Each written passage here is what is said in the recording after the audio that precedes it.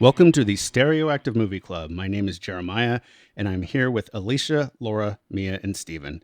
And we're going to be picking the next round of movies we'll be discussing on the podcast. But first, let's hear from everyone about one movie or maybe something else they've watched recently that they want to talk about here. Laura? I watched Day Shift, the Jamie Foxx Netflix movie. How was it? It was fun. I think, something about Los Angeles and vampires is inherently intriguing. They shot it in it's like a new kind of Instagram movie, I think. It's super bleached out, filtered, visually interesting. And the vampires are all extremely bendy and loopy and weird. Like there was some really old tropes that they went with, but then there was a lot of smart stuff too. So I give it a thumbs up. Tentative, it sounds like. Yeah. Steven, how about you? I saw Blowout, which is a 1981 movie. It's with John Travolta, Nancy Allen, John Lithgow, and it was directed by Brian De Palma. I'd never seen it. I've seen a few other De Palma movies, but yeah, at any rate, it was really powerful. I really enjoyed it a lot. I wondered why I hadn't seen it before. I just never had gotten around to it. But John Travolta's a really good actor in that movie. It's kind of a film noir type movie. And it took place, I think, in Philadelphia. So it was very gritty for the time. 80s movies always seem a little bit more dirty whenever you watch them. Mm-hmm. So, and it also made it because he was a sound editor for horror movies or movies in general that were kind of B movies. And they showed the process of him like editing film together with sound. And so he made it look really compelling. So even his acting doing this is John Travolta's character, was just really, really fun to watch. And there was just a lot of different types of, I felt like he was experimenting a little bit with some of the shots that he was using because there was consistency in it, but there was just a lot of things where there was, showing like focus differences or split screens or, bird's eye view of things. And it was just, I just really liked it a lot. I don't know if anybody else has seen that movie. Yeah, I love that movie. You'd think, obviously if you see the original, it wouldn't compare, but I think it's such a separate film. Mm-hmm. I agree. It's really good. Yeah, I've never seen Blow Out. I've seen Blow Up, the original that Laura was referring to from the 60s, where it's photography instead of sound. That movie is Antonioni, which we've watched one of his movies here on the podcast. I wasn't a huge fan of it when I watched it in like high school or whatever. Might appreciate it more now, who knows. But then also The Conversation by Coppola from 74 is another remake of Blow Up that is sound based instead of photography. And I think that's actually before Blowout, because Blowout was what did you say, 79 or something? 81. Okay. Yeah. So it's weird that there's this like these three movies that are basically the same concept. And I mean, I guess it's not that weird because it's like those two guys were probably like heavily into Antonioni. Probably. Yeah. I think De Palma's kind of underrated in a lot of ways, like Carlito's Way. I mean, with Scarface, it would not as underrated. People talk about that, but right. I think it's cool that you watch that, Steven. Yeah. I think that movie's been getting a lot more attention in the last year or two. So I wonder if it's just become more available or something. I've heard other people talk about it on movie podcasts out of the blue. Anyway. Yeah, it is fully available, I think, on like HBO Max and Hulu, and I saw it on Canopy. So I feel like it is probably one of those movies that people meant to see, and then it's just available, like you said. Right. And Mia? So I started watching Severance this week. Has anyone else watched that? It's on Apple TV. No, but Okay. I hear great things. Yeah, I'd heard really good things about it, and I had been a little like, oh, okay, so people go to work and they don't have their memories of home, and then they go home and they don't have their memories of work. And I was like, that doesn't sound that terrible. Like, I wouldn't mind just not thinking about work half the time, or going to work and being able to focus and not being distracted. But surprise, it's terrible. But yeah, so far it's really good. I think I've watched 3 episodes. I also didn't realize that it's directed by Ben Stiller, but it is. So that was interesting. I recommend it. He's directed all episodes, or is he like all so far? Wow. I don't know. Yeah, he did another show a couple years before that one, Escape from Danny Mora or something. The title was something like that, that people liked. But yeah, he's kind of like on a prestige TV kick the last couple of years. Is Adam Scott, that's the actor's name? Mm-hmm. It's interesting seeing him. I feel like he usually plays like, the guy next door, kind of funny, like nerdy-ish kind of dude or whatever. But this is, at least from what I've seen him in, like a totally different role for him. So it's just cool seeing him stretch his range like that and seeing him as this kind of troubled, creepy mystery dude so far. But they're still kind of in the stage of like laying things out, giving you teasers, but you can't really put it all together yet. So TBD on what happens with him.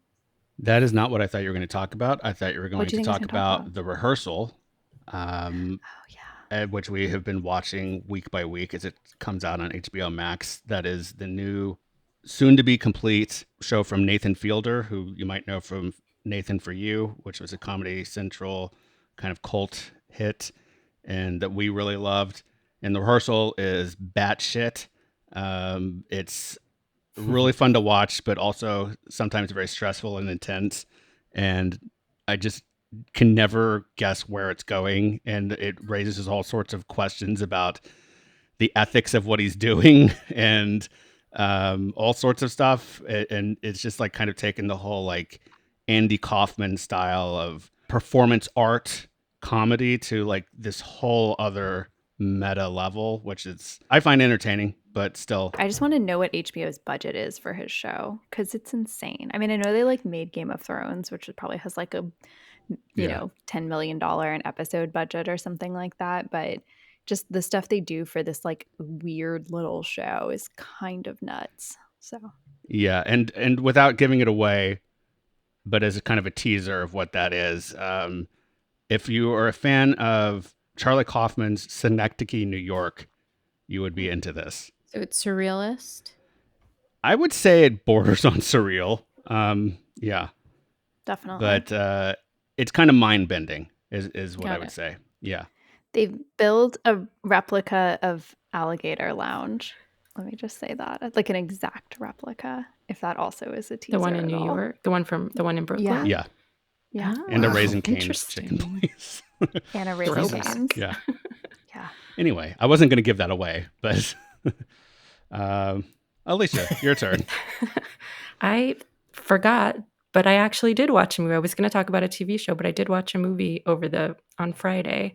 I watched A League of Their Own from 1992, which I've seen a million times and I love. And they're doing a new TV series version of it, so I wanted to go back and watch the original again, so that's what I did. Nice.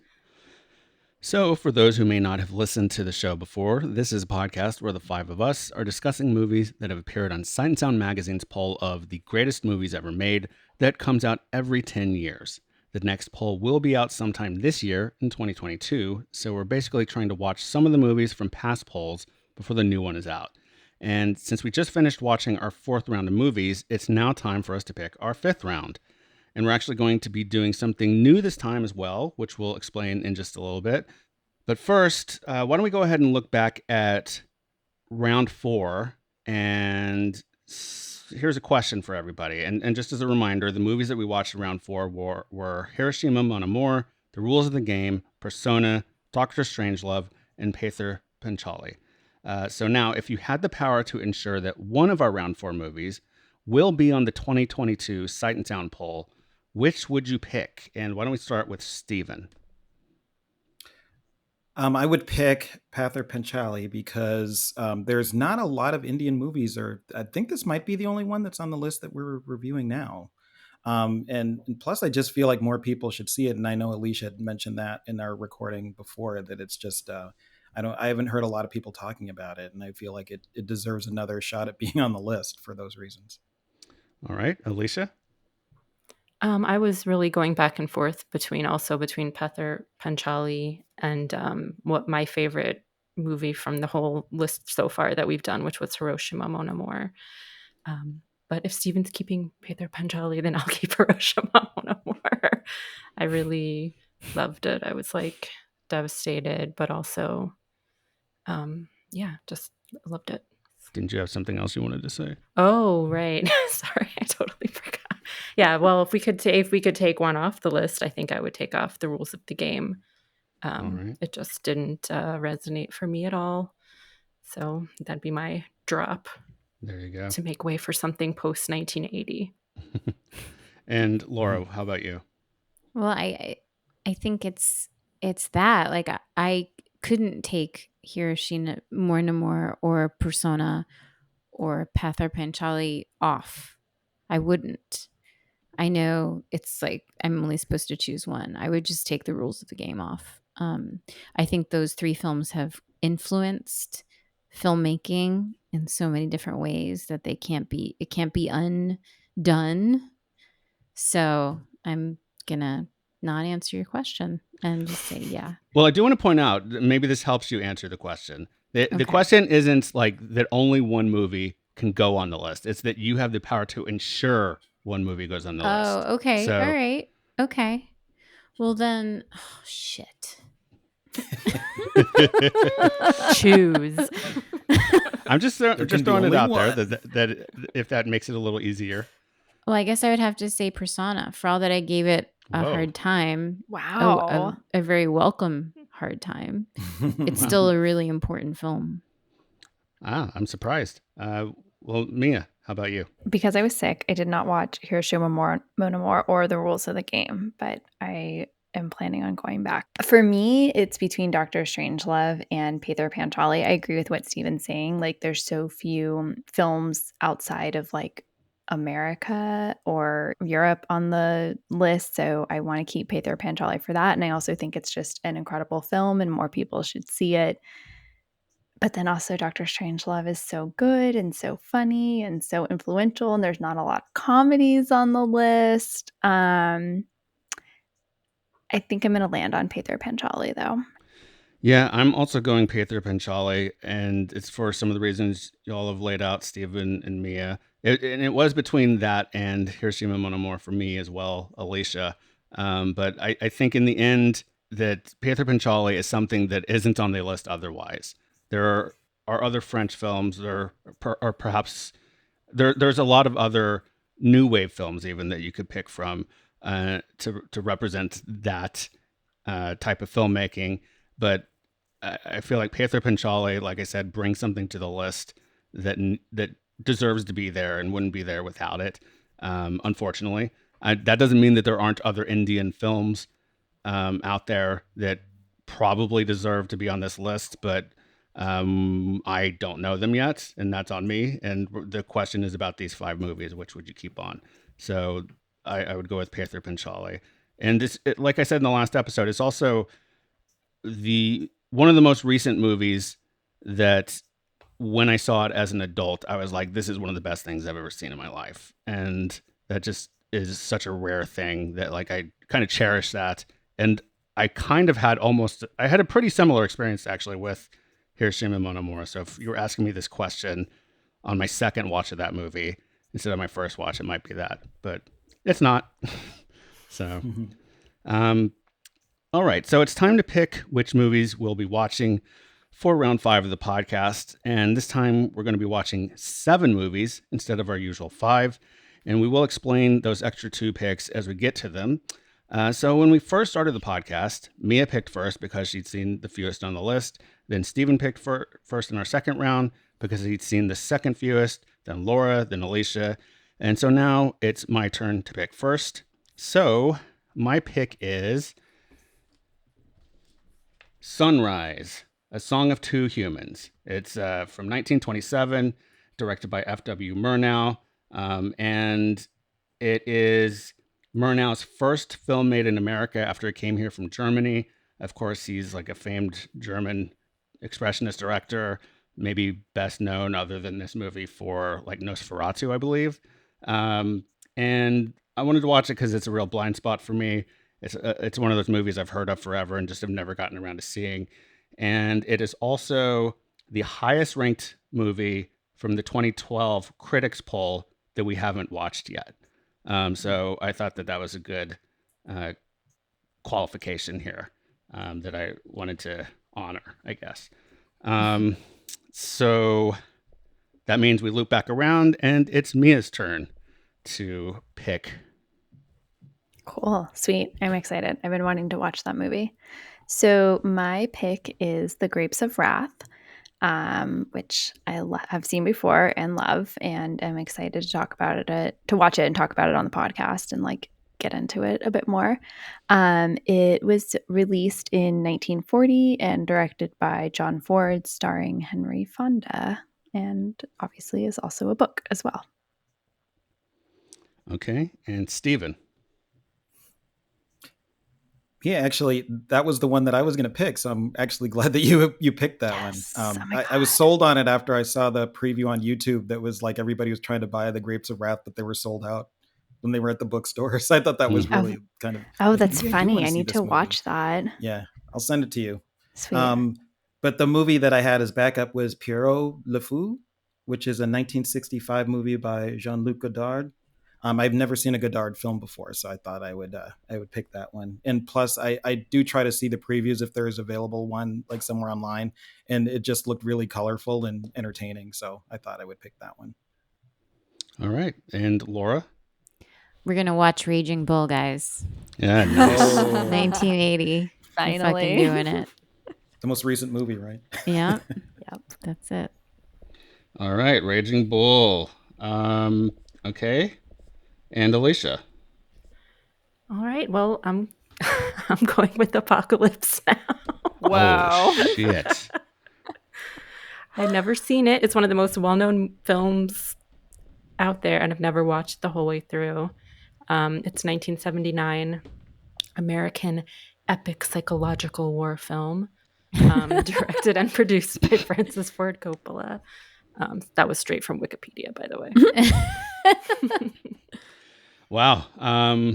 Yeah, that's it. It's a great movie. It's a long movie. We might have to talk about which cut we're going to watch. Ooh, Yeah, I was that's gonna a ask good that too. point. So Yeah, we'll let people I was know wondering which that. version we're going to watch as it comes around, just so if anybody wants to watch along with us and be talking or listening to our conversation and knowing what we were watching, that would be useful. Okay, so we said we're going to watch 7 movies this round, so here's what we're doing for those final 2. As we've discussed in the past on the show, the movies on the Sight and Sound Critics and Directors polls skew older in terms of when they were released. The most recent movie to appear in the top 10 or as a direct runner-up in any of the critics or directors polls is Raging Bull, which Laura just picked, and which was, of course, released in 1980, as she just told us. But since I began really paying attention to the list back in 2002, there's always been speculation in advance about which newer movies might actually break through and find themselves in the top 10. I assume that was likely the case as well back in 1992 and every one of the times the list came out before that. And it's also, of course, the case now ahead of the 2022 list being revealed. So with that in mind, we decided to go ahead and pick some movies released since 1980 that we think deserve to be on the list. And this time, Laura and I will each pick a movie, and other people will pick movies in our next round of the podcast. So, Laura, what is your pick, and why are you picking it? I thought a lot about this, and I wasn't sure I was going to go before you, so I have some backups. But since I'm here, I did. Obviously, it was interesting to see the calibration from previous polls. But I feel like this film is important enough that it should be on it. It's from 2017. It's Get Out by Jordan Peele. Yes. I think that should be on the Sight and Sound poll. Absolutely. Great call. Okay. Wait, sorry. Has everyone seen that, or has anyone not seen it before? I've seen it. I think we've all Seen seen it. I Okay, think cool. I saw it with you and Jeremiah. I think Yeah. so. I mean, yeah. and just to talk about why, aside from it just being incredibly smart, incredibly just a well done movie, it's from a filmmaker who you can tell loves movies and the history of movies, and each shot is sort of an homage to a different thing, and it's just incredible film. And I saw something the other day that Jordan Peele is one of, I don't think the first, but one of the first filmmakers whose first 3 movies have grossed over $100 million. Wow. So he's Wow. very successful at what he's doing. I'm and so he's- jealous by that. Shouldn't I just be like happy? I think it's like, fuck, man. I think it's impressive. Okay, so my pick is going to be. Well, first of all, I want to say that like I decided to give myself extra criteria, and I'm not sure if you did this too, Laura, but you fell into my criteria anyway. I decided I also wanted to pick a movie that had come out since the last poll. So something that obviously had no chance of being on the last poll because it didn't exist. Mhm.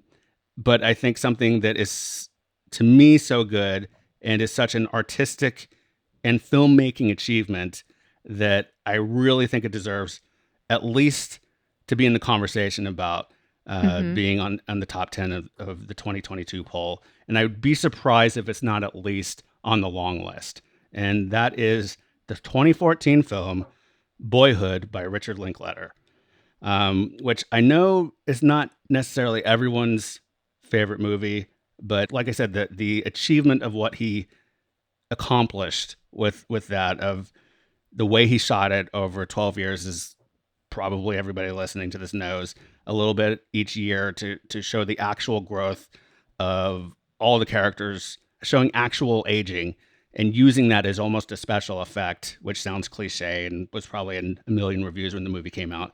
But it's super effective. Beyond that, I think it's a touching movie. I have personal feelings about the movie because it's about a kid growing up, moving around Texas and like feeling sort of like unattached to the world around him, which is, I didn't go through the exact same circumstances as him, but I had a version of that moving around Texas with my family as my dad got transferred to different jobs and stuff. So there's a lot in the movie that really spoke to me and I connected with, beyond the amazing thing that Linklater pulled off with the way he made that movie. And I think it's the type of thing that critics and directors recognize as an important achievement. So I'd be surprised, like I said, if it's not like at least on the longer lists. We'll see if it sneaks into the top 10 later this year. So, and Cool, I've never seen that, so I'm you excited. haven't? No, Okay, and great. But Slacker is an extremely important film for me. Yeah. And I do want to, I want to point out, I mentioned it in the Pietro Panchali episode, but I think that like this movie, particularly of Linklater's, is like kind of a distillation of his fascination with time and aging. Something that he did in the Before trilogy in a different way, and something that I think is connected to what Rai did with the Apu trilogy and what Truffaut did with his series of movies. So I think that it would be silly not to think like Linklater should be in the conversation because he's done that whole thing himself. To your point, Slacker is another thing obsessed with time. It's a real time meandering film, which is another experiment that was very successful. Totally true. Yeah. And I do want to tell people that in preparing for this, I put together a list of all the movies that had been that were in the top 100 of either the critics poll or the directors poll from Sight and Sound in 2012, because I imagine that those are some of the movies that probably have the greatest chance of maybe inching into the top 10 this year, if anything gets pushed out from last time, to make room. And I'm not going to read through them all here, but I will put that in the show notes for the episode, and maybe we'll post that in our Facebook group for people to take a look at. How about I mention just the first and the last one, just to give people a sense. As we said, the most recent movie to ever appear in any of the top 10s or as a runner-up was 1980's Raging Bull.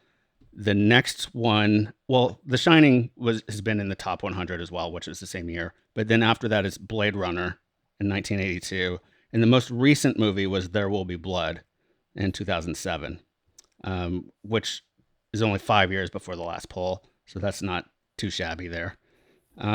So those are our picks. Again, they are Sunrise, A Song of Two Humans, Grapes of Wrath, Pierre Lefaux, I'm not sure I'm pronouncing that correctly, Raging Bull, Apocalypse Now, Get Out, and Boyhood.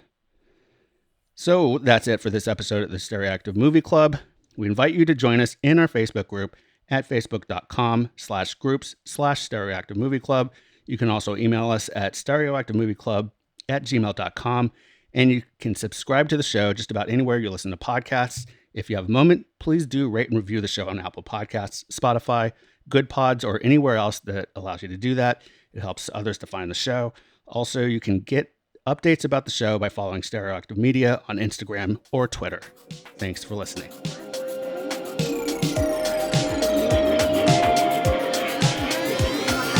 Stereoactive Movie Club.